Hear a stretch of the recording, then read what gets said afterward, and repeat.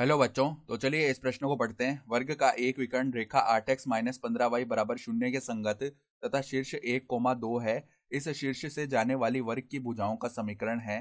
तो यहाँ पर देखो हमें चारों विकल्पों में से सही विकल्प बताना है क्या होगा। तो प्रश्न में आगे बढ़ने से पहले इस प्रश्न से संबंधित जो मुख्य उदाहरणा है उसकी हम चर्चा कर लेते हैं। तो देखो मुख्य उदाहरणा क्या हो जाएगी, M1 व M2 प्रवणता वाली रेखाओं के मध्य कोण प्रवणता वाली रेखाओं के मध्य कोण थीटा हो तो हम क्या बोलते हैं कि टेन थीटा का जो मान है ना वो किसके बराबर आता है, मापांक के अंदर m1 माइनस m2 बट्टा में 1 प्लस में m1 m2। सही है। तो अब देखो सवाल के हिसाब से हमें क्या बताया हुआ है कि एक वर्ग है, मान लो इस प्रकार का कोई वर्ग हो रहा होगा। सही है। उसका जो विकर्ण है ना, ये मान लो इसका विकर्ण है, ये किस रेखा के अनुदिश है। यहाँ पर ये रेखा है, देखो इस प्रकार की रेखा है 8x, इस रेखा को बोल रहे हैं हम 8x माइनस 15y बराबर 0। और इसके संगत ये विकर्ण है, साथ ही साथ इसका एक शीर्ष भी हमें दिया हुआ है। तो मान लो कि ये शीर्ष है हमारा 1,2। ठीक है। इस बिंदु को हमने ए बोल लिया, इसको बी बोल लिया, इसको सी बोल लिया और इसको डी बोल लिया। तो ए सी तो इसका विकर्ण हो गया। ठीक है।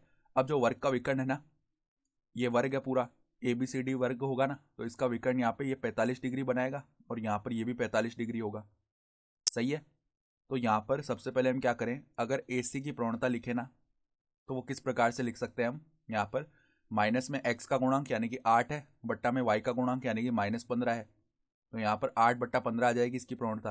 तो अब देखो इस रेखाखंड एसी से 45 डिग्री बनाने वाली जो रेखाखंड होंगी वो ए बी और ए डी आ जाएंगी। तो इनकी प्रवणताएं देखो हम कैसे लिख सकते हैं, अगर हम इनकी प्रवणताओं को एम बोल लें। ठीक है, एम बोल लिया जाए अगर इनकी प्रवणताओं को, तो यहाँ पर देखो हम सबसे पहले क्या करते हैं, इस एसी रेखाखंड से 45 डिग्री बनाने वाली जो रेखाखंड आएंगी उनकी प्रवणता याद कर लेते हैं। ठीक है। तो यहाँ पर देखो टेन 45 डिग्री बराबर में क्या आएगा, मापांक में यहाँ पर देखो क्या आ जाएगा, m माइनस 8/15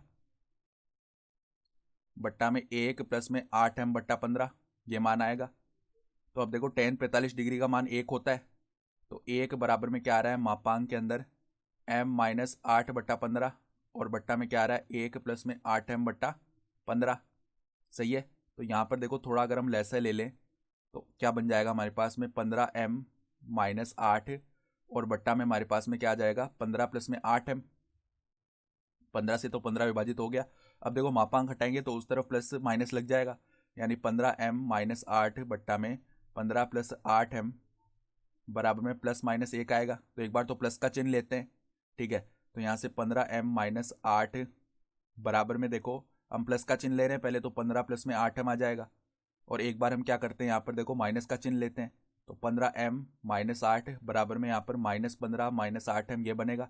तो यहाँ से देखो 8m को इस तरफ लाएंगे तो 15m माइनस 8m हो गया हमारे पास 7m, और माइनस 8 को उस तरफ लेके जाएंगे तो हमारे पास में 15 प्लस 8 हो गया 23। तो यहाँ से m का मान बन जाएगा 23/7। सही है। फिर देखो यहाँ पर अगर हम माइनस 8m को इस तरफ लेके आएंगे तो 23m बनेगा, और माइनस 8 को उस तरफ लेकर गए तो माइनस 15 प्लस 8 यानी माइनस 7। तो इधर m का मान बन जाएगा माइनस का 7/23। तो अब देखो यहाँ पर हम देख पा रहे हैं कि ए बी जो है 1,2 से होकर जा रही है और ए बी की प्रवणता 23/7 आ गई, क्योंकि ये देखो ये जो विकर्ण है उसके साथ 45 डिग्री का कोण बना रही है ना।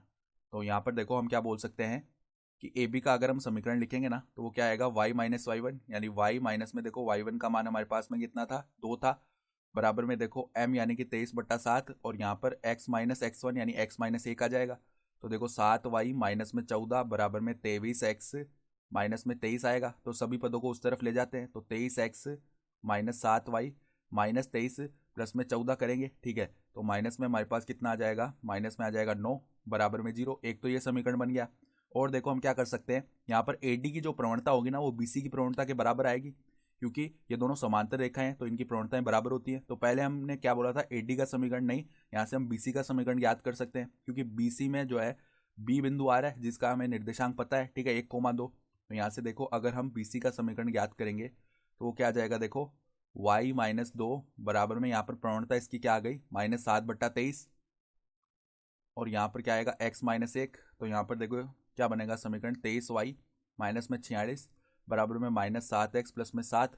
तो अब देखो सभी पदों को इस तरफ लेके आते हैं, तो 7x प्लस में 23y, ठीक है। और यहाँ पर आ जाएगा माइनस का 53, यहाँ पर 23 का y आएगा ना, और यहाँ पर -46 माइनस का 7 यानी माइनस का 53 बराबर में 0। तो देखो एक समीकरण तो आ गया हमारे पास में 23x प्लस में 7y, और यहाँ पर देखो -9 बराबर 0 है। तो इसको देखो हम कैसे लिख सकते हैं, 23x माइनस 7y माइनस 9 बराबर 0। एक तो ये समीकरण बना, और एक समीकरण बना 7x प्लस 23y माइनस 53 बराबर 0, यानी कि विकल्प सी जो है वो हमारा सही विकल्प आ जाएगा, ठीक है। तो आशा करता हूँ कि आपको ये प्रश्न समझ में आया होगा। धन्यवाद।